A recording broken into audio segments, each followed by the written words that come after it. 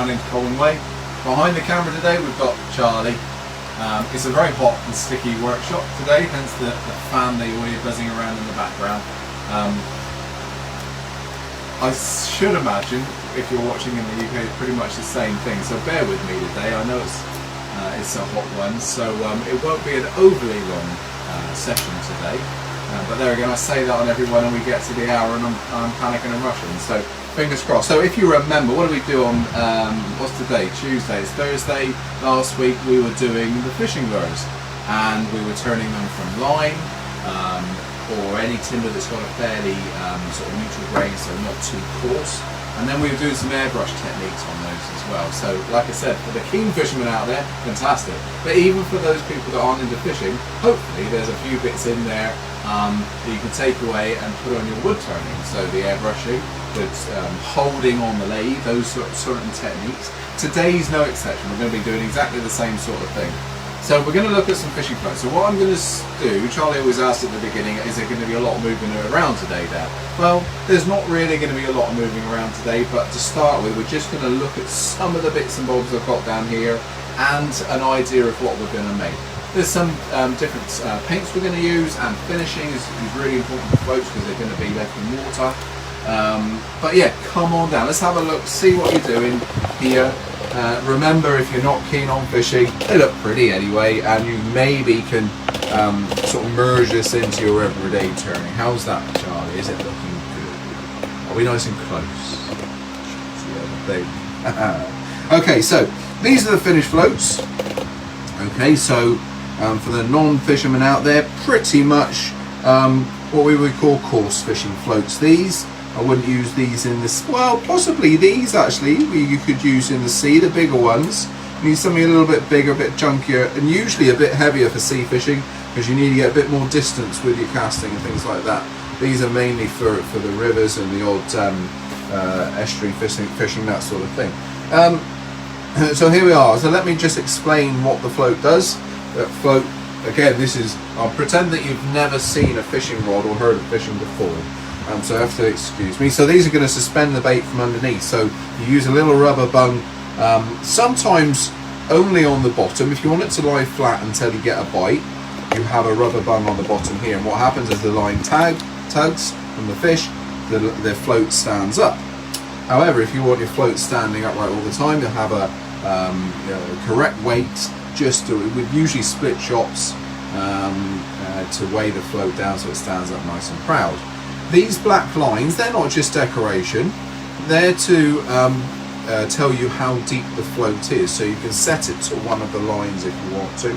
And of course, bright colours, you need to see where your float is, especially as it starts to get dark, sort of dimpsy.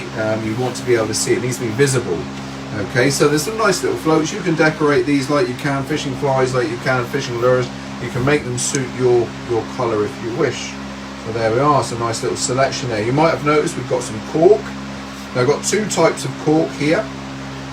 Okay, so this side, tell me where I am, Charles. Alright, so this side, this is quite a fine cork. This is made from old sanding block. And you might think, okay, that's quite expensive, but actually there's a couple of quid, £3 maybe. And with that, you could probably make a good half dozen to 8 floats with one of those. This one though, this is, if you're posh enough to have wine that has proper corks in it, then there we are, that's made from an old wine cork. I must have had that wine given me once because I wouldn't have bought it. But there, the wine or champagne corks. I haven't used the new sort of composite sort of rubber type corks at all. Sort of, you know, the real stuff seems to work really well. So there we are, so a couple of different corks on that one, and these are just solid timber. Okay, a nice light timber. Don't use things like lignum or green heart because they'll only float and it won't it'll only float, it'll only sink, sorry. They're not really good for that, for floats. But replicants, what's the word I'm looking for? To use instead of cork, you can use replacements, that's it. Charlie. It's hot. Charlie, sorry, it's hot. You can use balsa wood. Balsa wood is ever so light, and I just use that. You can get it from modelers' shops. hobby shops, that sort of thing, and it's really light. I use that instead of cork quite often. Or of course you can make your solid float out of balsa. The only issue I have with balsa as a solid cork, oh my goodness, as a solid float, it gets quite brittle and these areas can break quite easily. And you know what it's like when you're fishing, they're going to get thrown around, and they need to be fairly resistant to abuse. So let's do a solid one first, and I'm just going to do a solid one out of a piece of pine. So it's a nice light timber. We can get it from pretty much anywhere. I do have others here. I've got some tulip wood, which again is a nice light timber. Again, easily available from hardwood stores now. Balsa wood there. I'm not going to do a balsa wood one, it's too weak to do a thin one. But then the other one we're going to do afterwards is using just normal bamboo kebab sticks. Really good. These are all kebab stick floats. So we need to turn some cork to go around the kebab. And here's one that I've already prepped up. So we mount the cork first, and we're going to do one from start to finish for you. Mount the cork first, and we'll get it painted. Okay. So let's start with a nice easy one. We'll start with our solid wood one first. Ask Charlie any questions, he'll pass them on. Again. And I'll answer as best as I can in my mixed up words today. Must be the heat. Okay, so my nice go-to chuck, you know you've seen this one before, my knuckle duster I call it. Do be careful if you're using one of these, do be careful. So I'm just going to pinch it in there. This is going to obviously be a little dumpy one.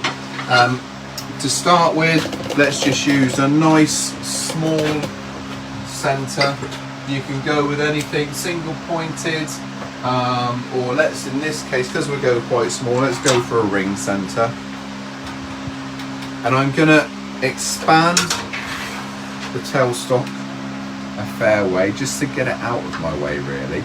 At this point I'm not worried about centering up too much, as long as I'm close enough, because we're not going to be anywhere near that thickness. Drop the tool rest down, nice and close. Nice short one this is, so it's a nice easy one to start us off. I'll do a big one as well.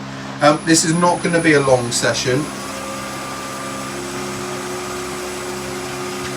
Right, let's put my safety specs on first. Just quickly. Yeah.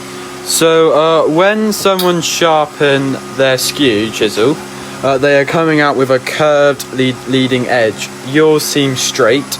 The jig is set to 20 degrees. I quite like the curve, but I want at least one to be straight. How do you do that?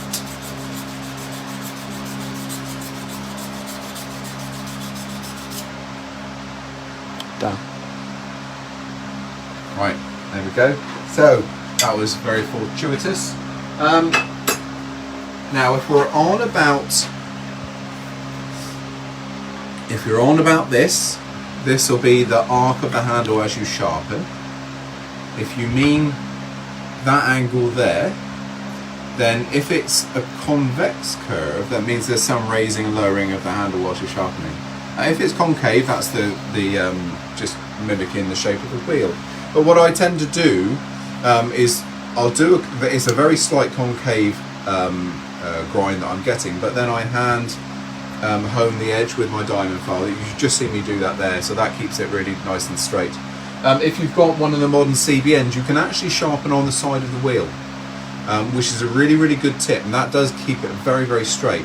When I was an apprentice, we used to have a convex curve by doing the same thing, just sharpening on the side of the wheel, very slight convex, and that will really calm the skew down. Won't give you a sharper finish and as clean a cut, but it will give you a nice easy skew to use. Yeah. How do you gauge how much shot weight you will need when you fish with it, or do you just know from experience? No, you don't. It's trial and error. So once you've got your favourite float, then you will, of course. But it all depends on the bait that you're using at the time. So you trial it, you put it in, you see how low it is. If you need to put a bit more shot on, then add a bit more, and so on. So they're very different each time.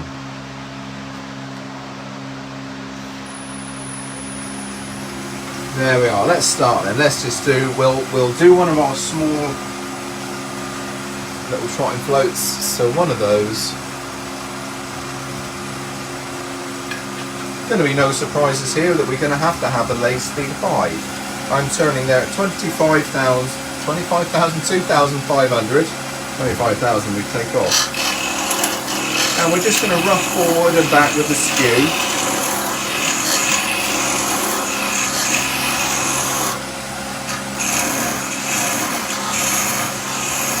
Now remember, all the stress at the moment is on this side. That's the twisting action. So I'm going to keep a nice wide section up here, and let's make our body about there, okay?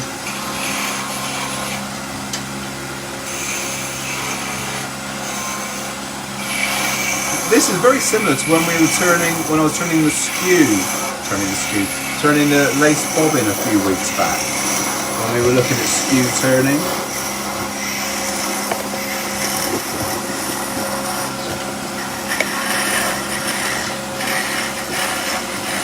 So we're going to not touch anything this side of our head at the moment, otherwise it'll be a little bit too weak and things will shear away. How are we doing for light, Charlie? Do you want a bit more? Nope. You happy? Yep.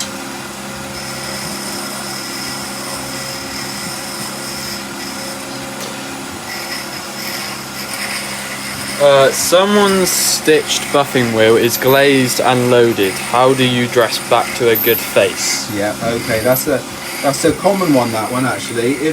When you buff very little and often with your compound, once it's sort of clogged, just get a bit of rough sawn timber and polish away until it opens up that pore again. That's all you need to do. Get a bit of rough sawn timber.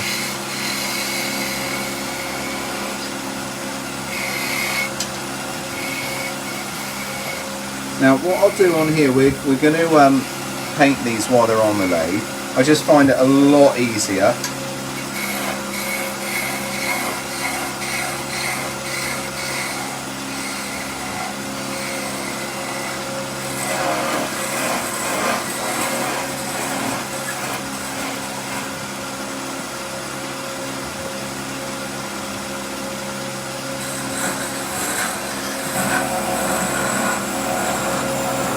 So we're just getting that skew right in there. I've gone for a nice small skew. Even this one though, you know, we're getting quite close, so a little bit of care. And if you've got a smaller skew, then use it if you're feeling a bit nervous.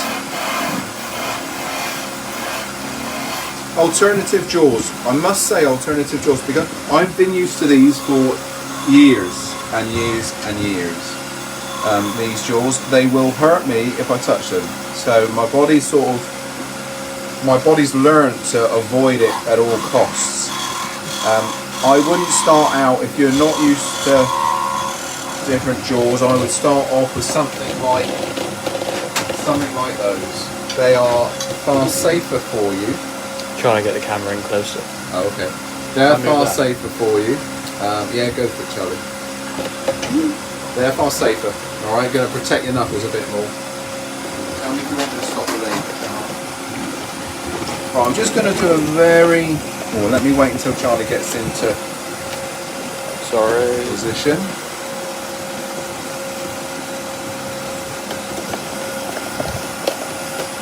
Very nice. Alright? Yep. Now, that's like the Taurus is going to pretty much stay there, Charlie, so you're okay. Very nice shot, good.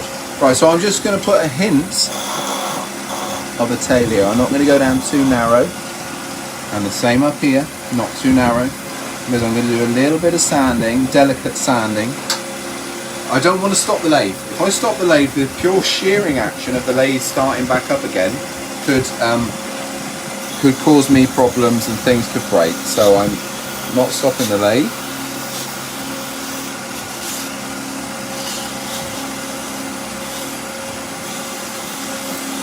Do you know if there's anywhere in Canada you can buy your skew chisels? I did. So I've asked Crown, and they were going to get back to me. I haven't had a reply yet. Certainly over the border in the States, yes, but I haven't heard back about Canada. I've got your question from the last live video. So who was that, Charlie? Sorry.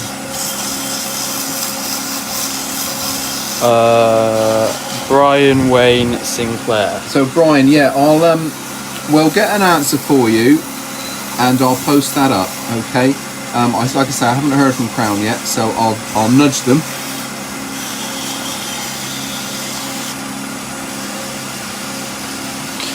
When you turn the cork, does it have to be specific stuff, or are the ones from wine bottles okay? Yeah, one of those that I've shown you right at the beginning is off a wine bottle. They're perfect. Now, I'm not going to spend too much time. You know what it's like. I don't want you sat there, stood there, drinking your lager, Pimm's, Prosecco, whilst I sand. So, let me move on. And what skew chisel are you using? I'm using the Colwin Way signature skew 12mm. Size, yeah, 12.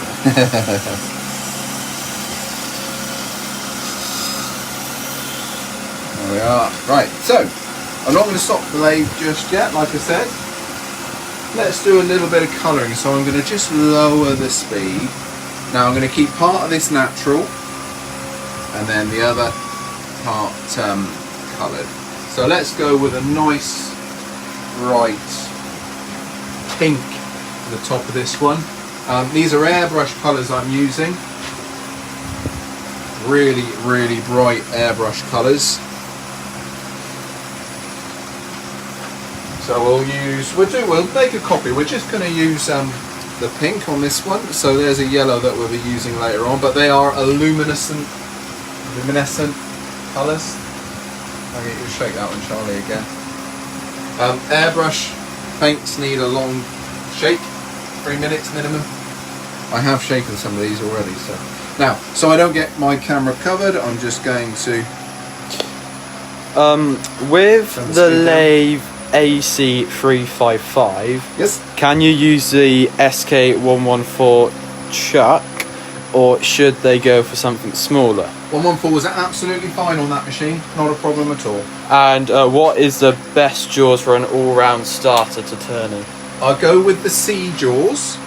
The C jaws are, I use the C jaws a lot. Okay, there's the C jaws. Sorry, I can't stop the lathe, so C jaws. C jaws really, because they've got a dovetail on the outside, a tooth on the inside. They support screw chucks, they support faceplate rings, the eccentric spiraling chuck. You can use all of that with them. So it's really, really good for that. Right, so a little bit of that. There's a colour, isn't it?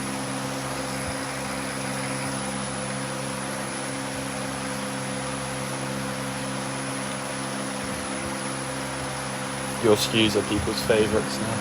Whew.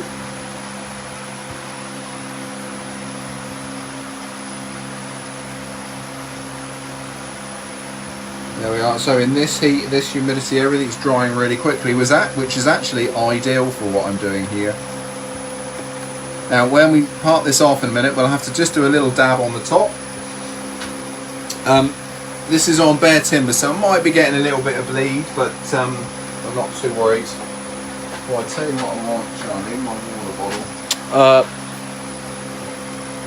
So this is from Chris Sullivan. Yeah. Hi, Chris. He is looking for different size diameter metal inserts, 2mm, 3mm, or drilling holes using indexer.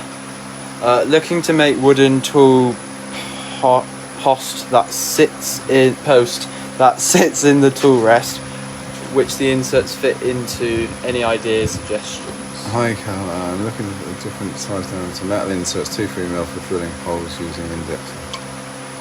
To make wooden tool posts. Yeah, so I think what I might do, Chris, is just have a look and get you some part numbers. I won't be able to explain that one to Lily, but I think it'll be part of the routing gear. I might ask Craig to help me with that one, and we can look I think there are. I think it's 8mm we have. I don't think they start that small, so I think 8mm might be our smallest. But I'll have a thing. We'll get back to you on that one tomorrow if that's okay.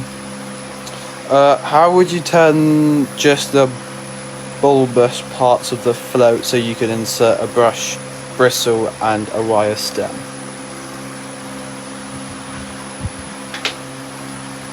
Ooh, got me on that one. I don't quite know. And a wire stem. I think you need to whip some eyes on. I would probably drill it first, put the eye on, so do the painting with the hole on there and then take it off and do the whipping, if that's what you mean.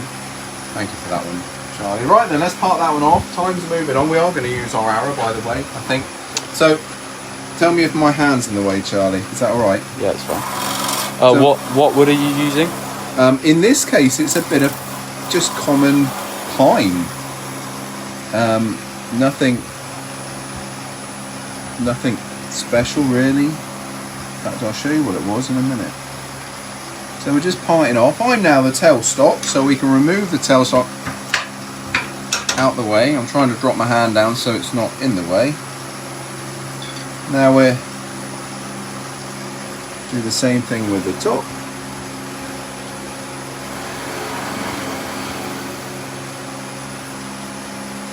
When I've taken this off, Charlie, just pan back a little bit. There we are. So what do we need to do with that? We need to just shut the top.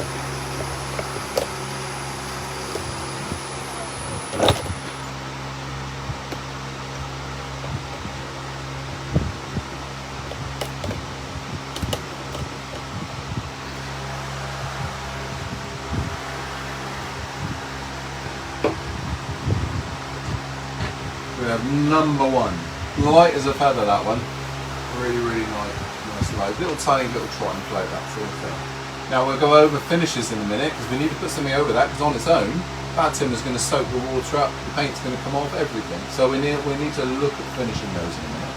But let me pop that one to one side just to dry whilst we do another one. Kebab sticks, or should we do a bigger hardwood one?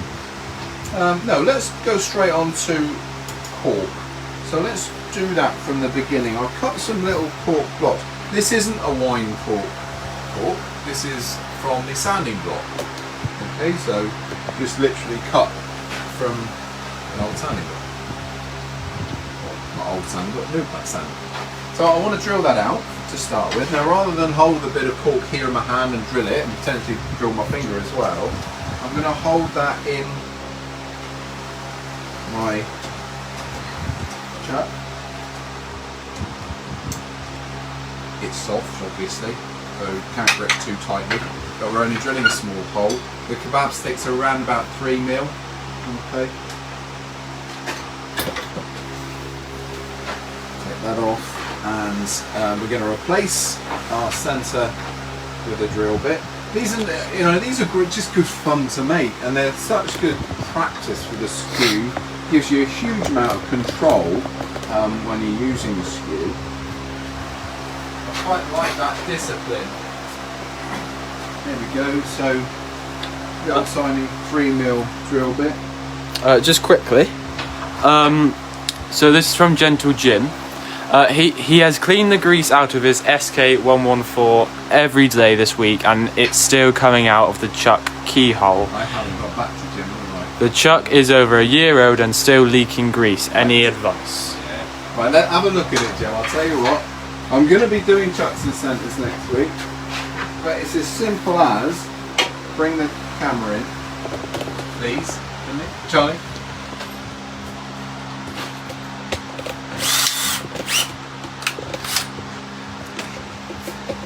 You know, I said it shouldn't be. It doesn't need to be opened. The grease stays there. So if it's doing too much, make sure you don't drop these in the shaving. So probably not do what I do. Take it and put it on a tray somewhere on the workbench.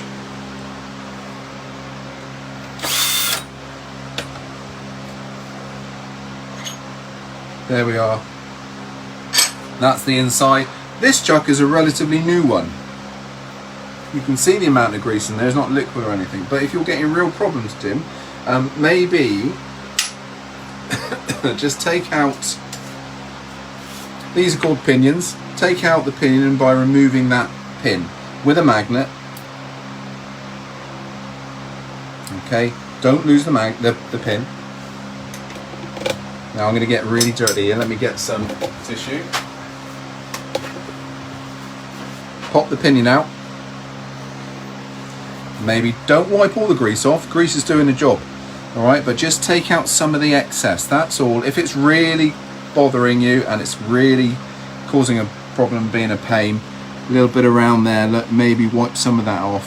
Just do that once, like I say, leave some of it in there. It's really important for the use of the chuck. We mustn't let that go dry at all, otherwise it'll be a horrible feel and the parts will wear. But yeah, maybe just take out some of the excess if it's causing that bother. Don't lose the parts. I know I've said that already, but don't lose the parts. Don't get the grease or don't get dust in there.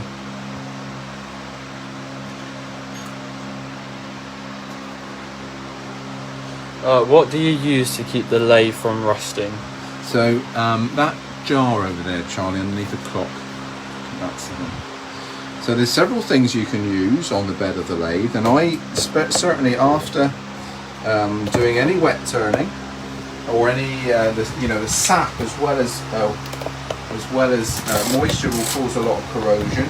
The tannic acid in things like oak, I'm going to do that. Tannic acid in things like oak, but camellia oil is one of the best things for tools and the bed of the lathe. A couple of little squirts, especially in the winter. In the UK in the winter, the dampness in the air, just a couple of squirts like that every now and again, and then get a little pad or some abrasive, just give it a little very light scouring, very fine abrasive, something like that, just to get rid of all that rust. And then don't wipe it all off, but just rub it in. Really give that bed a little bit of love.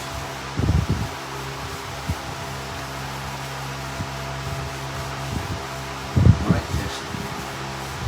and that'll make it slide beautifully. Alright. Someone has got the SK100 chuck. What can he get to fit this chuck to hold smaller work like the floats? Like the floats. Go for a set of pin jaws. Okay, they are a variation on the old pin chuck. And what these do, they're designed to hold natural edges, but you drill a little 25mm inch hole, put these in and expand out. But they're great for holding small things on the inside as well. Okay, Lily, I don't know whether you can find those. I'll find them in a minute. Carefully move that smoker, Charlie, and grab me the catalogue. I'll find a part number for Lily. There we are, guys. Where do you get the matting for the push plate? Push plate. Axminster tools. Lily, would you put up router matting, please?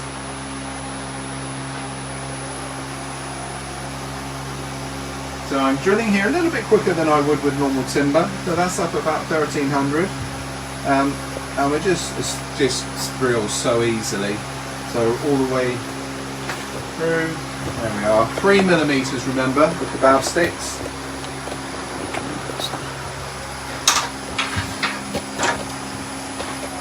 If you're doing a few, obviously get them all done to that first. There we are. Just a nice little centre hole. We're going to keep the chuck where he is. Perhaps you pass me the catalogue, Charlie. Then we're going to add our stick. Position it where you want. What sort of grease would you use in the chuck? It's graphite grease in the chuck. Normally you wouldn't need to touch it, but obviously Jim's had a little bit of an issue with it there. So graphite grease you get in a tin, it's like a paste really. those jaws I was just talking to you about, guys, the pin jaws, the part number for those is 810067. 810067. They're called expanding pinch-up jaws. I think Lily's going to put it up for us in a minute. And what about using grease-free lube?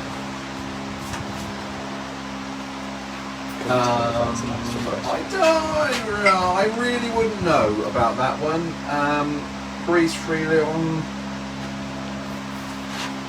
Graphite grease just does the job so well. I don't know. It's that. I'm not sure whether that would be a thick enough coating. Right. So let's just have a look. If I just try and turn that now, this is going to flip all over the place. It's been out there. So I've got two variants here. Now I don't think as the company we sell this anymore, but these were great. These were for holding goblets and things like that. I've used them for holding balls. There's a little hole in there that I used to hold here. However, we have a solution. Solution will be, this is one of my normal long hole boring hollow lives. And I've just made a little wooden bung to go in the end, and I've drilled a hole in that wooden bung, and there's a chance we'll have it. It's just enough to fit over the top of our kebab stick. Don't push too hard. So what we're going to do with that one, in fact let me just take that out to glue it. I'm going to glue it in before we do anything else. And to do that, rather than hang around, let's go straight with our super glue here. Now go with the thin one. That's the Type Bond thin I'm using here, because that will work with capillary and pull itself down through the little void there.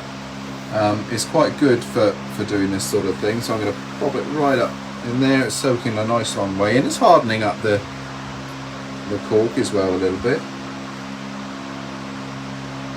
Soak all the way down, and then what we're going to do is give it a little bit of a squirt with an accelerator. Watch your eyes when you do this. Make sure the gas is given off. Don't go in your eyes.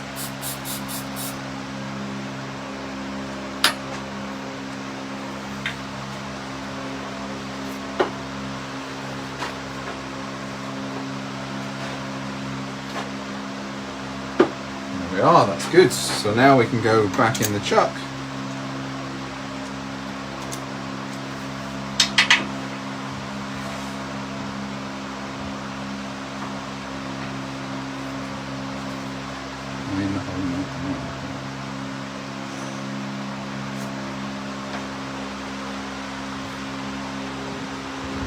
There we are. Now you can barely touch this. It's only a kebab stick, is only a fragile piece of kit, so take your time. That's a big lump of cork on there. Give you that jar just to pop to one side.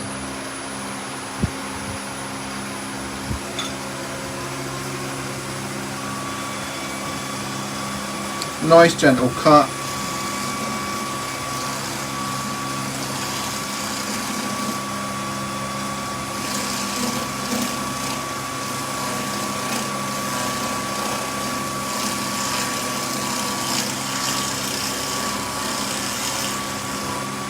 Pop it in a little bit further into that chuck. The other thing you'll notice, don't expect a really nice finish. We're going to sand this when we're getting close. This is going to be just sanded down. Oh, a little bit tighter.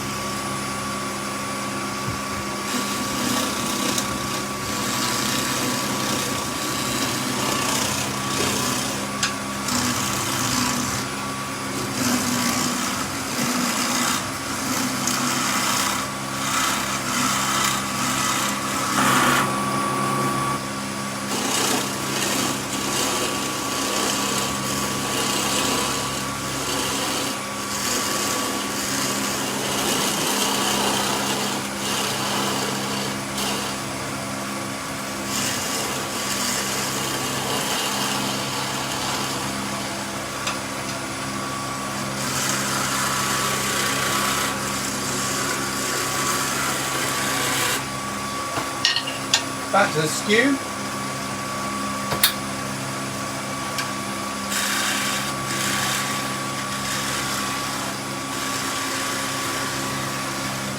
There we are, that's all the turning we're going to do on that. It just won't take too much. We've got a little baby kebab stick going on there.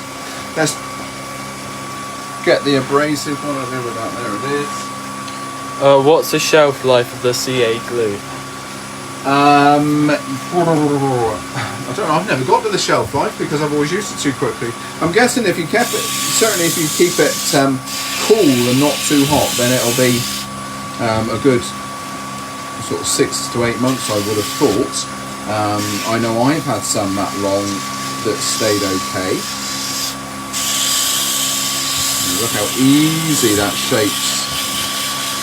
And are you steadying the piece with your fingers? Oh yeah, all the time. There's not a lot of strength in the kebab stick.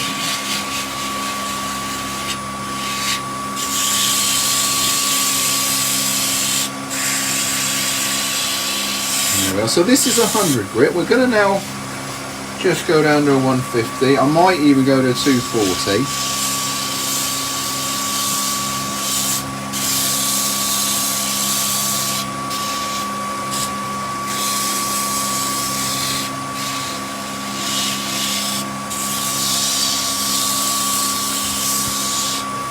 Yeah, let's just do a 240. The only reason I would do that is really for the paint to flow a little bit easier. It's quite, as we know, cork is porous. It'll soak it in really quickly, but a nice smooth surface help us get it to flow.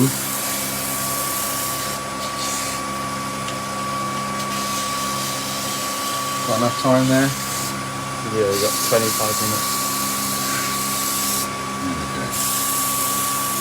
Would chopsticks be too big? We turn them down. Yeah, turn them down. Probably make a solid one out of it. What did that? Yeah, you can probably make a solid one out of one chopstick.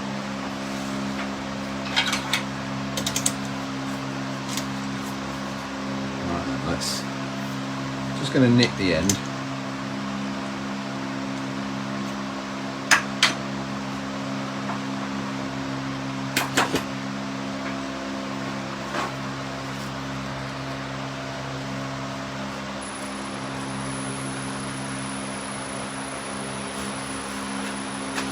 Got a 240, I've got little marks there. Don't press too hard, of course. We know what's going to happen if we press hard. And then you can go with your colour. So you've seen me do this. Let's just do a couple of splurges over it. So let's go big brush. You shook that one, didn't you, Charlie? Just do a little bit more shaking for me there, please. Let's go.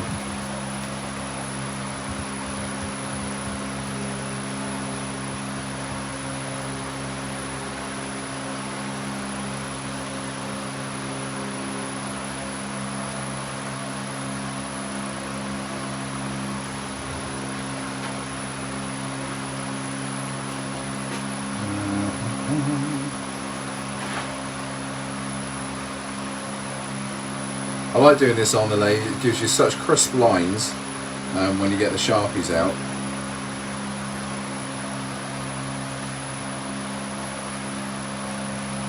We are layering this on quite a lot, so you think about letting this dry off the lathe as well.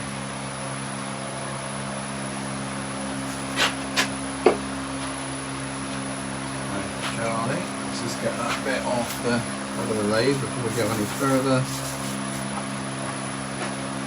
Charlie's got another colour for us, so we've got a nice bright yellow. Let's put a bit of that on the float itself. I like to leave a little bit of natural colour coming through. Just especially on the cork, it sort of looks nice, but we do need something to see. Especially, like I say, as it gets darker at night, so take a few coats. Instantly that paint gets absorbed. No one's mentioned anything about sanding sealer. Yes, of course we could use sanding sealer, and that will help with this come through. I think this jar actually would need to be shook a little bit more. That's right, Charlie.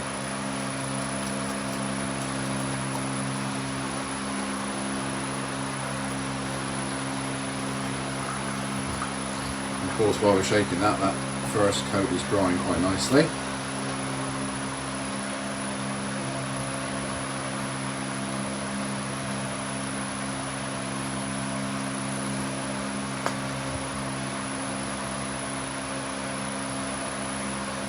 Now, I think we need a little bit more on there, and I can do that later on. So I didn't mention earlier, we said about the Sharpies just then. I tend to use Sharpies as a means of breaking. Look, we need that to dry and then recoat that again, really, or a little bit of sealer before we put that on. But Sharpies, this is a means of breaking the lines. So we've got paint here. I don't want to just finish with the paint. Don't worry that it's bouncing around a little bit. Hold it nice and firm.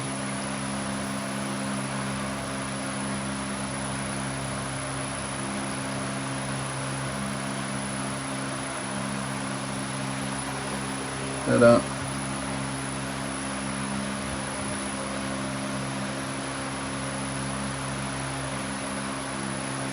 I'm not going to try it on the cork because I know it doesn't work on the cork. There's a big spodge I've missed.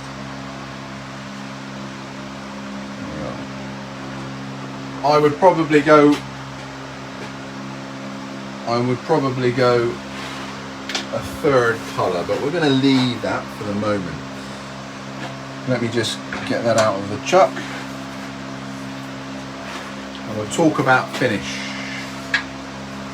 Obviously you're going to touch up the ends that you couldn't quite get to there, and you don't have to have them this long, of course. You can break your floats up. There we are, Charlie, if you would. And one of our little kebab. That's a sign of a good night. Kebab sticks and wine bottle corks. Alright, there you go. So in terms of finishing those, so let me again pop that one down to dry. If you notice on these, okay, really important that they're sealed well, because if we start putting these in water, certainly the airbrush paints won't keep the water out, and the timber will start swelling up and all things will go wrong. So we want to make sure that they're resistant to water. They are a wearing part, like the fishing lures as well, guys. You know, these are wearing parts. They're not a lifetime make, so don't expect them to last forever. But we want to keep them for a few trips at least.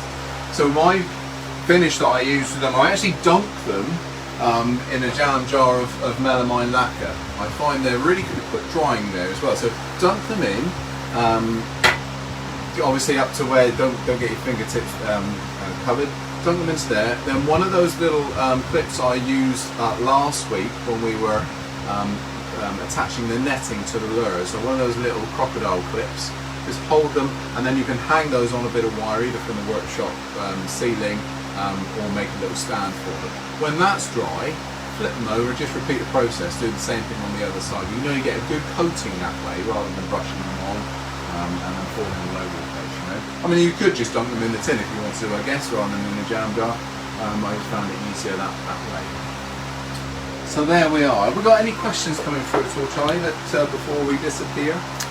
No, but before we do disappear, yeah. So guys, today, something me and Finn have been working on for months now has gone live on Colwin Way Woodturning. It's plans for his German smokers, a step-by-step guide how to make them. Absolute bargain, £6 each. There's a link on his Instagram page to his website to go to his Etsy page, where all of his other makes are on there as well.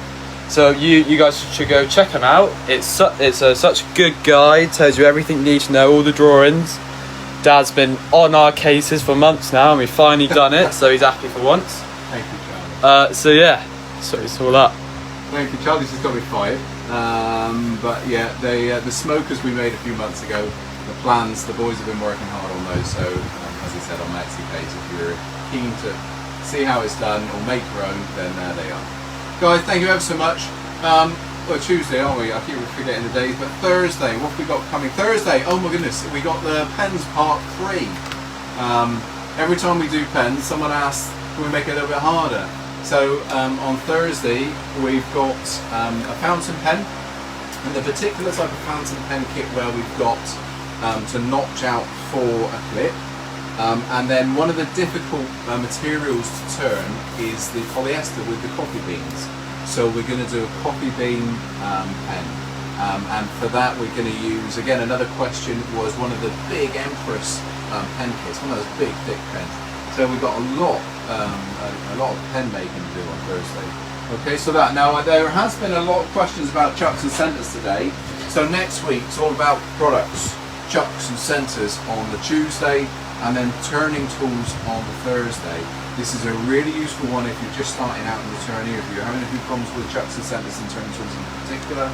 And I'm not just going to go high end, we're going to go through the whole spectrum from early stages of your turning journey right the way through to advanced. So chucks and centres will go from the 80 to the 100 to the 114, different types of jaws, and all different types of centres, and how you can adapt some of them to be used in a certain process. And then on Thursday, the turning tools. So we're going to look at several types. We're going to look at the craft range.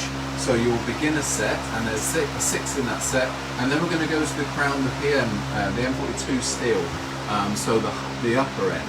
And we'll just look at the types of tools that you expect to find in those sets and how they're going to be used. So there's going to be a little bit more skew work then as well, bowl gouge angles, all those sorts of things. Alright guys, so until then, from me and my #1 selling agent behind the camera, Charlie, thank you very much. Hope you have a nice warm couple of days. Until Thursday, happy turning. I'll see you on Thursday, same time, same place, my workshop. Bye bye.